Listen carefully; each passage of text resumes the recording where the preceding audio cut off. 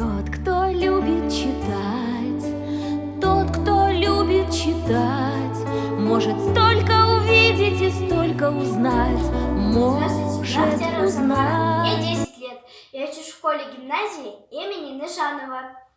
В 4 Г-классе я прочитала такую интересную книгу про рысь. Автор Нина Сурмава. И сейчас я расскажу про нее. Как вы думаете, кого я тут нарисовала? Вы, наверное, встречали уже ее на улицах и в домах. Да, вы угадали, это кошка. Она домашнее животное.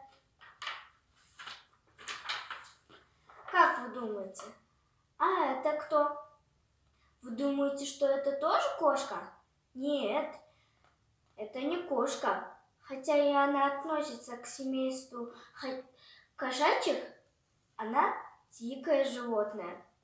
Это рысь. У нее коротенький хвост, как будто ее кто-то отрубил. У нее на спине и на лапах вот такие пятна. У нее уши, как антенна.